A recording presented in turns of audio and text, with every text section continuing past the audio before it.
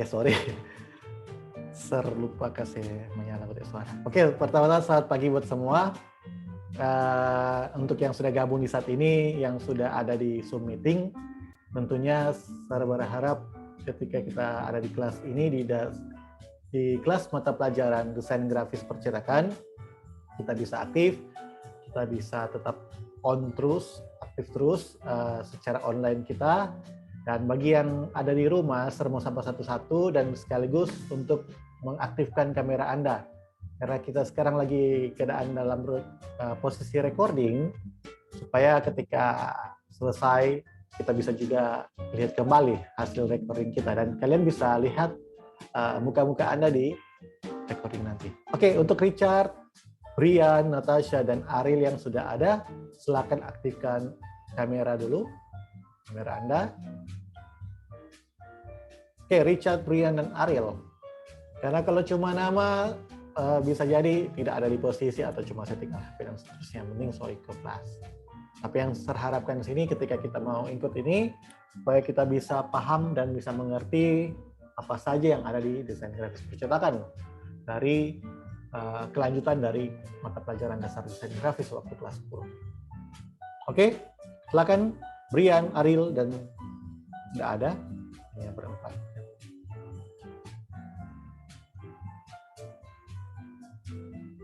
Oke, tidak akan mempanjang lebar dan tidak akan lama-lama di sini. Tentunya materi kita masih akan membahas mengenai yang namanya nirmana, karena kita belum selesai nirmana yang kita bahas sebelumnya. Oke, kita sudah laksanakan juga, ada beberapa nirmana yang kita laksanakan, kita buat sebagai bahan latihan juga kita tentunya.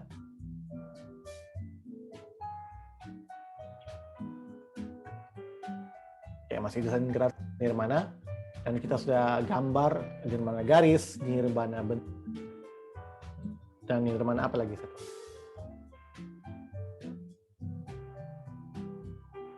Nirmana garis, nirmana bentuk, dan nirmana warna.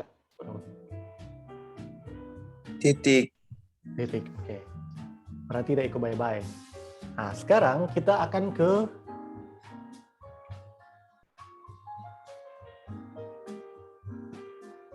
ini tujuan pembelajaran kita. Tentunya saya ulang lagi. Karena yang jelas kalian bisa ikuti dia. Ikuti bersama antara tujuannya yang ada, kita harus bahas bersama di sini, dan kita terharapkan juga bahwa kalian juga bisa memahami dan mengerti tentang nirmana tersebut dan desain grafis. Karena ini dasarnya, ini bukan lagi dasar ya, tapi sudah lanjutannya. Dasarnya sebenarnya adalah kepada bagaimana kalian tahu itu garis, bentuk, ruang, dan sebagainya. Dan terlebih khusus warna, karena kita akan jumpai di sini ada elemen nirmana itu ada elemen volume atau yang bisa dikatakan elemen ruang, dan yang satu adalah elemen yang warna.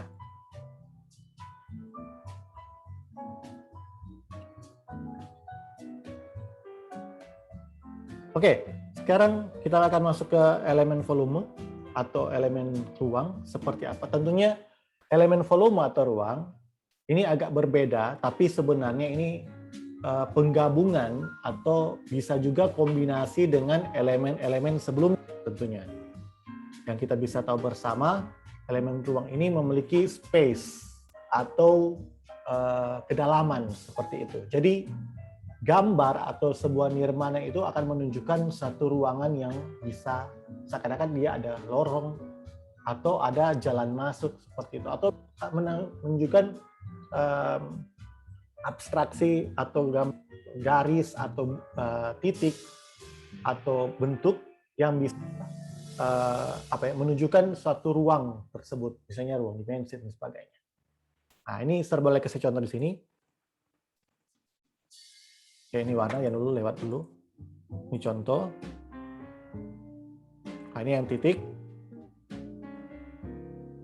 Oke, kita selewat. Nah, ini juga ini masuk. Ini meskipun ini elemen garis, nirmana garis, tapi ini juga termasuk elemen ruang atau volume juga. Kenapa demikian?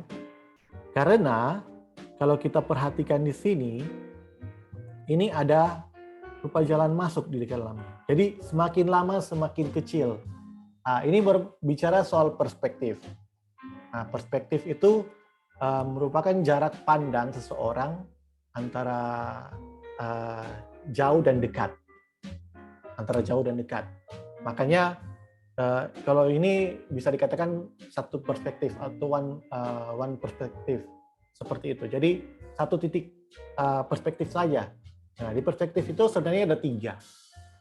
Ada 1 titik perspektif, 2 dan 3.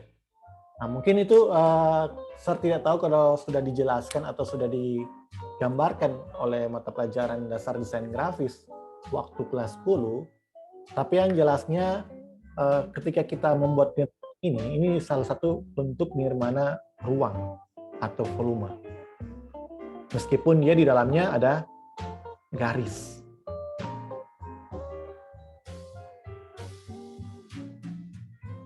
Oke, ini yang bentuk yang lalu.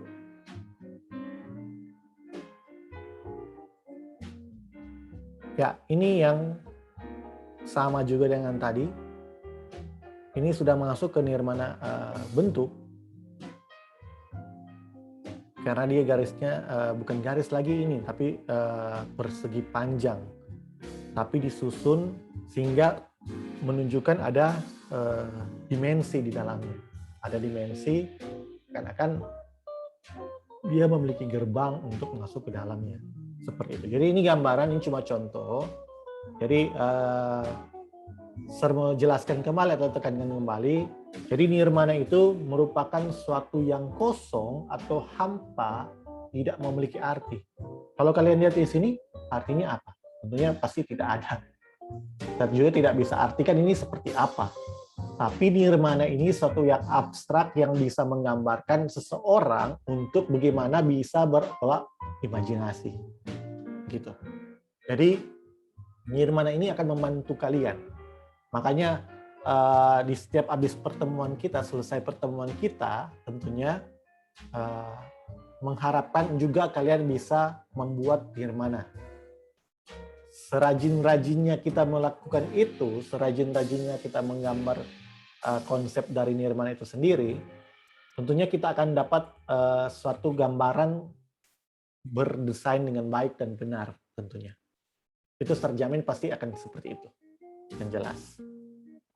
Nah, ini contohnya. Ini cuma sekedar contoh. Sebenarnya banyak sekali yang kalian bisa dapat contoh-contoh yang ada di luar sana.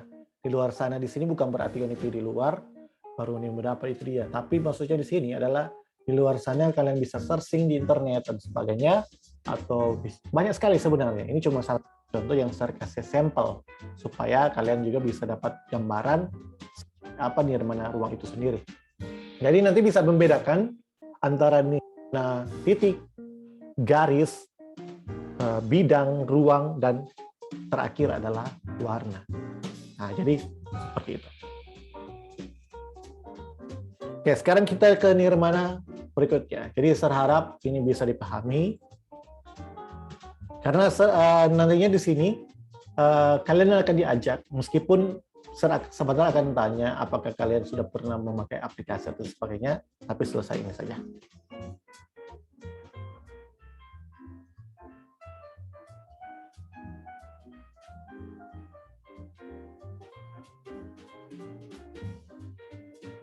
Oke, mungkin udah paling ya. Warnanya hilang. Ser tidak tahu kenapa, karena Ser dapat kayak green screen. Makanya warna aja jadi hilang. Mungkin tuh saya mati dulu. Oh iya. Oke. Mungkin begini. Tadi karena Ser ada pakai chroma key. Jadi chroma key itu adalah di mana sebuah warna chroma itu dihilangkan seperti itu. Ada chroma dan luma. Nah, itu nanti akan ketemu mungkin di mata pelajaran di kelas 12, masalah color grading atau penggunaan warna. Makanya di sini juga kita harus pahami dulu konsep dari warna itu sendiri. Oke, saya mau tanya ke kalian yang ada di rumah. Ini sebenarnya mata pelajaran kelas 10 di pengenalan warna.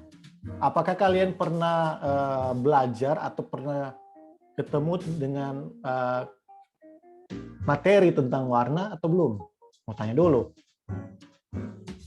Waktu kelas 10. Karena kelas 10 mata pelajaran masalah warna ini. Halo?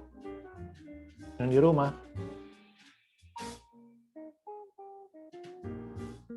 Pernah enggak, maksudnya waktu kelas 10 belajar tentang warna, apa itu warna, ada berapa jenis warna, seperti apa itu warna, kenapa demikian, dan sebagainya. Pernah waktu kelas 10? Halo, yang di rumah? Bisa aktifkan mikrofon supaya boleh. Share juga di sini bisa kedengaran tanggapan kalian. Oke, yang di rumah. Ada Natasha, Roman, Ariel, Immanuel, Richard, atau di sini mungkin apakah bisa jadi karena tidak masuk atau mungkin dari mata pelajaran sendiri ya. Coba jelaskan sini. Maksudnya bukan kan, maksudnya waktu kelas 10 pernah enggak belajar tentang warna?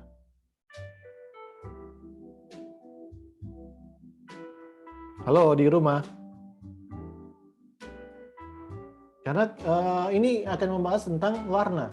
Karena kita akan masuk kepada nirmana warna, yang dimana warna ini, ya kita pasti tahu, memiliki karakter tentunya.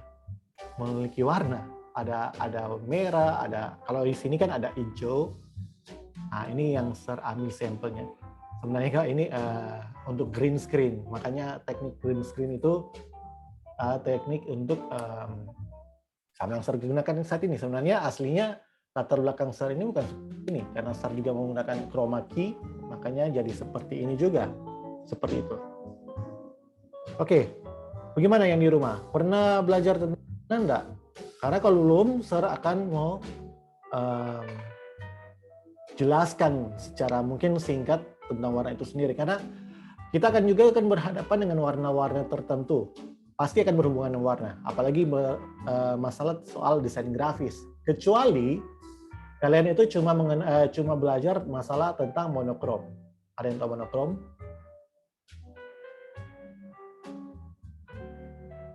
Halo, yang di rumah. Kalau tahu bilang tahu, kalau enggak, nggak usah bilang tahu. Ini sangat jelas. Enggak. Ya, saya pasti tahu, pasti belum, karena belum ada yang menjawab. Oke, jadi kenapa dibilang monokrom? Monokrom itu adalah warna yang hanya satu warna. Sebenarnya kalau kita lihat itu sebenarnya bukan satu, mono kan satu. Kalau apa namanya? Poli itu dua, orang yang bilang poligami. Nah itu kan lebih dari satu maksudnya, bukan dua ya, lebih dari satu. Kalau mono itu sebenarnya di suara ada stereo dan mono. Mono itu cuma terkonsep ke satu suara saja yang keluar. Tapi berarti itu kok kalau ilmu dalam audio itu agak berbeda juga. Bukan berarti mono itu cuma satu suara yang keluar. Tapi dimensinya, atau mungkin misalnya kalau orang memiliki HP, ada yang HP stereo, ada yang mono. Nah, biasanya HP stereo itu dia memiliki dua speaker dan dua-dua keluar di situ. Ketika kita aktifkan mononya, yang sebelahnya tidak akan keluar, hanya sebelahnya yang keluar, seperti itu. Jadi secara output dari audio. Itu kalau orang selalu bicara audio. Tapi orang tidak akan bahas di sini. Yang pasti, yang jelasnya saya mau tekankan sini bahwa tentang arti mono itu sendiri. Makanya dia nama monokrom. Krom itu diartikan dengan arti kroma, yang artinya warna. Jadi satu warna. Tapi di sini bukan satu warna, tapi kalau kalian lihat monokrom itu cuma terdiri dari hitam dan putih. Gimana ya? Hitam putih begitu pokoknya. Hitam putih, no? Seperti itu. Tapi putih yang di sini, kenapa dibilang mono? Itu kan putih kan warna. Putih yang digambarkan sini adalah putih yang kosong, bukan putih dalam warna. Jadi masalahnya di sini, monokrom ini cuma terdiri dari warna hitam itu sendiri dan kosong. Warna yang kosong tadi tidak ada warna, makanya dia jadi putih hitam. Oke, bisa paham dulu di sini tentang monokrom? Halo, yang di rumah? Bisa, Sir. Oke. Nah, jadi ini cuma contoh, jadi sebelah kanan ini contoh. Kalau saya pakai chroma key, kalau saya aktif DP chroma key, hilang seperti ini. Karena bisa jadi yang saya ambil sampel warna hijau, warna ini juga dia ikutan hilang seperti itu. Oke, jadi bisa lihat di sini, ini salah satu contoh model dari nirmana warna seperti ini. Jadi dia harus warna tertentu. Nah, karena kalian tadi belum sampaikan belum pernah belajar tentang warna. Di sini Sir akan kasih contoh. Oh, ya seru bertaruh. Mungkin Sir ke sini.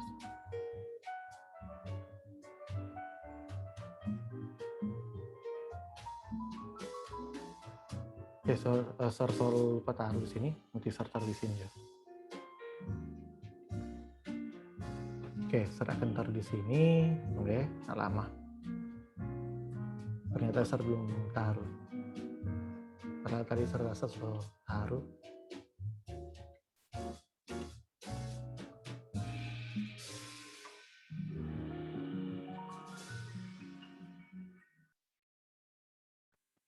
Oke, sini sudah jauh mau tunggu lama. Jadi warna itu terdiri dari warna primer, sekunder, dan tersier. Jadi terdiri dari 3 hal itu. Warna primer adalah warna utamanya. Warna yang memang murni adalah warna itu sendiri. Contohnya merah,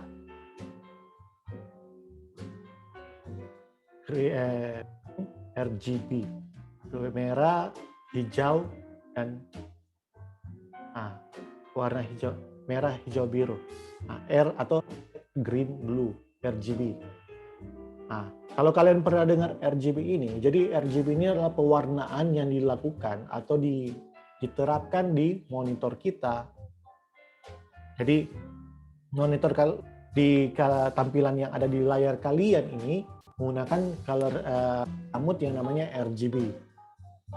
Nah, RGB ini adalah penggabungan dari red, green, blue.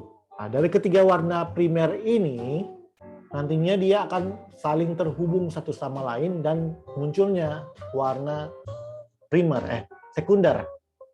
Jadi dari ke warna-warna ini akan jadi ke warna sekunder. Mungkin merah akan gabung ke hijau akan jadi seperti apa? Merah gabung hijau jadi apa?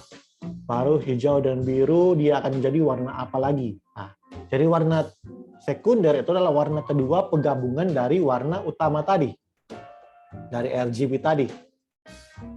Nah, baru juga ada yang warna tersier, sama juga. Warna tersier juga adalah penggabungan dari warna sekunder. Jadi seperti itu. Makanya dia akan tercipta dengan berbagai banyak warna. Ada yang warna hijau terang, ada yang warna hijau gelap. Nah, itu sudah masuk kepada warna tersier seperti itu. Kalau warna sekunder, yang di luar adalah warna dari warna tersebut.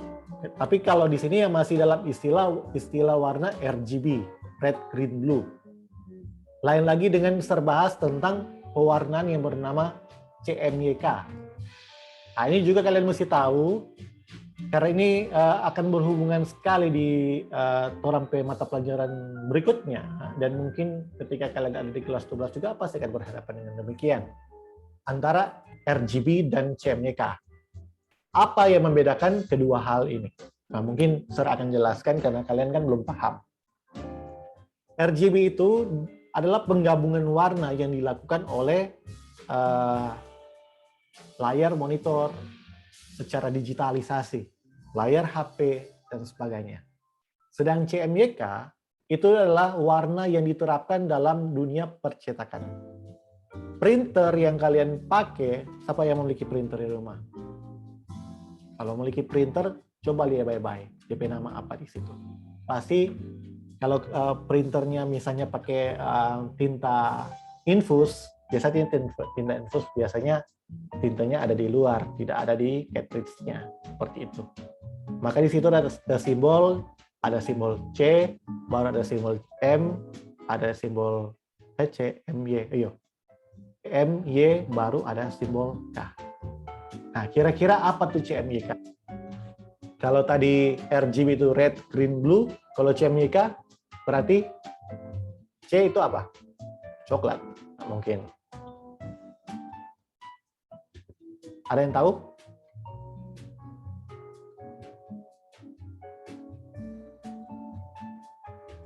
Kurang tahu. Oke, jadi CMYK itu, C itu adalah cyan. Cyan. Nah, cyan ini akan lebih mengarah ke warna biru. Yang akan mengarah ke warna biru. Yang kayak Arial P belakang itu, latar belakang yang berwarna. Kalau tidak salah itu warna agak biru. Nah, itu warna cyan. Agak ke warna biru-biruan gitu. Nah, itu C. Baru M. M itu ke magenta. Nah, magenta ini ke warna bukan pink ya. Dia hampir mirip ke pink, tapi kalau pink dia itu merah muda tuh. Kalau merah kan ada banyak, ada merah marun, ada banyak sih warna. Salah satunya di konsep warna merah itu ada magenta. Nah, magenta ini dipakai dengan pewarnaan untuk khusus percetakan saja. Jadi kombinasi-kombinasi warna ini tidak akan kalian ketemui atau tidak akan sama hasilnya dengan tampilan yang ada di monitor, layar HP, pokoknya yang bersifat digitalisasi seperti itu. Maupun layar televisi sama, semuanya menggunakan RGB. Cuma ada konsep-konsep tertentu, color gamutnya ada yang sRGB, ada yang Adobe RGB, ada banyak sih sebenarnya. Cuma konsep utamanya di situ adalah RGB dan CMYK. Dalam istilah warna cuma mengenal color gamutnya cuma 2. Kurang bagaimana dari versi-versinya masing-masing. Nah, CMYK di sini tadi kan magenta. Magenta ke arah merah, tapi merahnya bukan merah secara warna premier, tapi merahnya mungkin agak sedikit ke mana ya? Kayak Daniel P. Foto kayaknya di sini, tapi lebih mudah sedikit. Seperti itu. Itu magenta. Baru habis M, Y. Nah, yellow, Y pasti kalian sudah tahu itu yellow. Kuning. Kuning baru K. Nah, kira-kira K ini apa ini? Kalau C itu cyan, M itu magenta, yellow itu Y itu yellow, dan K sebenarnya bukan warna yang berawalan dari huruf K, tetapi K ini adalah black, hitam. Kenapa yang lainnya diambil dari huruf pertama dan K itu ambilnya huruf black itu diambil huruf K? Karena kalau dia mau pakai warna B, kan black itu kan hitam. Itu sudah blue, ada blue punya. Jadi warna biru sudah kontrak lebih dulu.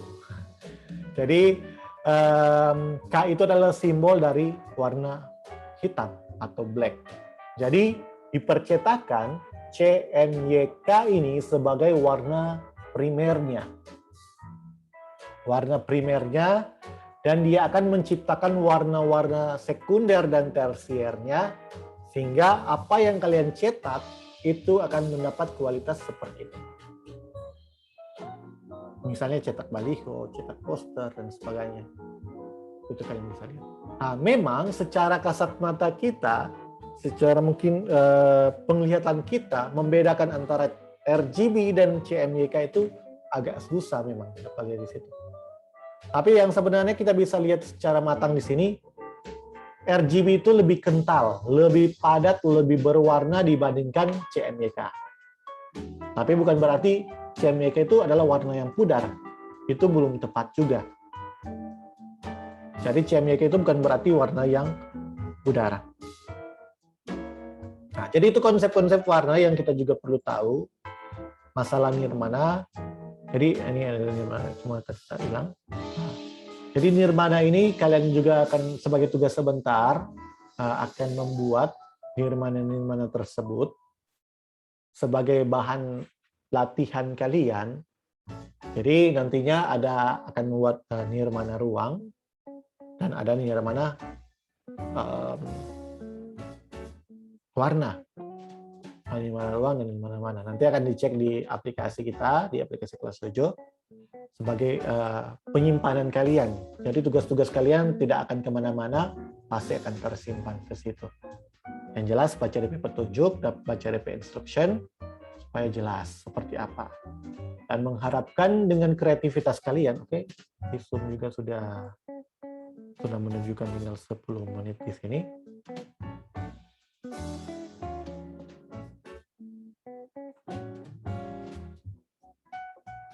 Oke, jadi dengan kreativitas kalian, Sir berharap kalian bisa menggunakan itu. Dan di sini Sir mau tanya dulu, karena kelanjutan kita akan masuk kepada pembuatan. Karena di sini Sir mau saya tunjuk juga, kalian nanti ini ada konsep mengenai logo.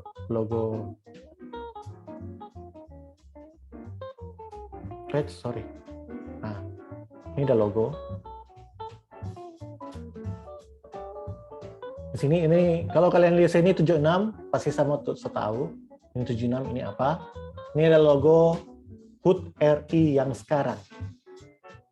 Nah, di sini ketika orang membuat logo ini tentunya tidak sembarang, dia harus menceritakan meskipun dapatnya cuma sederhana, cuma 76 tuh dapat potong-potong seperti ini. Tapi kan di sini juga bukan sekedar kenapa dia potong seperti ini, kenapa dia ada lingkaran dia potong. Ada artinya di dalamnya sini. Ya, akan baca. Jadi yang di pojok kiri ini, yang di pertama, ini menunjukkan tentang stabilitas dan pembangunan. Nah, kenapa demikian stabilitas? Kalau Sir kasih analisa sesuai dengan pengamatan Sir dan apa yang Sir dapat tentang pengetahuan tentang desain grafis, stabilitas itu kan berbicara soal stabil, bagaimana sesuatu yang berdiri tegak, keseimbangan. Nah, jadi kenapa dia kasih ini, angka 7 ini seperti menunjukkan stabilitas? Karena kalau kita lihat ini ada di bagian atas dan bagian bawah sebagai penopang yang tidak menunjukkan adanya kemiringan di bagian atas. Makanya dia menunjukkan kestabilitasan seperti itu. Nah, jadi kalau di desain grafis analisanya seperti itu. Jadi menggambarkan tentang ke dunia nyata yang kita bisa simpulkan atau analisakan dalam bentuk grafis seperti apa. Nah, dan pembangunan. Baru yang kedua, yang keenam, yang nomor 6, gerakan dan pertumbuhan. Nah, gerakan dan pertumbuhan. Kenapa dia gerakan dan pertumbuhan? Ini masalah lingkaran. Coba kalian lihat baik, ini nomor 6, di bawah ini lingkaran. Nah, lingkaran itu sebagai simbol adalah pertumbuhan. Kenapa pertumbuhan? Sebagai garis lingkup siklus perputaran kehidupan. Tuh. Jadi kehidupan itu akan berputar ketika kalian dewasa, punya anak, dan anak kalian seperti itulah. Jadi siklus kehidupan seperti itu. Ada perputaran, pertumbuhan, dan gerakan. Oke, baru di sini juga simbologi yang di tengah ini ada garis 2, ruang dan kebersamaan. Ada kebersamaan. Nah, baru yang terakhir persatuan harapan. Nah, jadi ini cuma contoh. Orang yang membuat logo ini, kalau kalian lihat logo-logo yang lain, logo Pertamina, logo yang logo McD, kenapa demikian orang begitu? Padahal orang membuat itu tidak sembarang, memiliki arti dan memiliki nilai jutaan rupiah ketika orang buat itu. Bukan main kan, cuma logo padahal. Tapi itu tidak sembarang, orang harus menganalisa, harus punya banyak hal dia harus pikirkan untuk mendapatkan satu nilai logo seperti ini. Nah, ini tidak sembarang sekali, dia harus memiliki pemahaman tentang dunia desain grafis. Makanya penting sekali kita juga belajar tentang elemen-elemen desain grafis ini supaya akan membantu kita bagaimana mengolah imajinasi kita, pengolahan pemikiran kita tentang dunia desain grafis. Oke, mungkin cuma sekedar itu, nanti akan cek saja karena tinggal 5 menit di sini waktu kita yang ada di kelas online saat ini di Zoom Meeting. Silakan aktifkan video, kita akan ambil absen saat ini. Natasha, Richard, Valentino, Nathan, Daniel. Dan saya berharap kalian bisa catat-catat juga, karena ada catatan yang harus kalian buat juga. Dan ketika kalian mungkin terlalu cepat serta kasih ini, ataupun ada yang suka mau dia ulang, silakan nonton lagi, bisa dinonton kembali di rekaman. Nanti link rekamannya saya akan taruh. Jangan lupa absen juga kelas, tetap dilaksanakan, dan nantinya tunggu tugas yang saya akan buat portofolionya. Jadi ada 2 tugas, tentunya adalah membuat mana warna dan mana ruang atau volume. Tetap dikerjakan supaya dapat nilai yang bagus. Oke, posisi yang baik, atur sedemikian rupa. Saya juga mau atur di sini.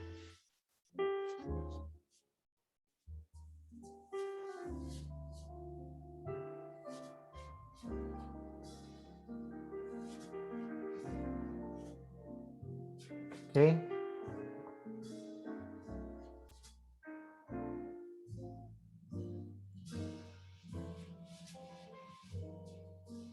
Tiga, 2, 1. Oke, terima kasih untuk kesempatan saat ini yang telah berpartisipasi dan telah bersama-sama dalam kelas daring saat ini. Tentunya saya berharap untuk bisa masuk kelas sesuai dengan waktu yang ditentukan dan yang ditetapkan. Yang jelas kita bisa temu nanti lagi di lain waktu, dan jangan lupa untuk melakukan semuanya sesuai dengan apa yang harusnya dilakukan supaya kita tidak ketinggalan informasi dan tidak ketinggalan pengetahuan tentunya. Oke, nanti sampai jumpa di lain waktu dan see you next time.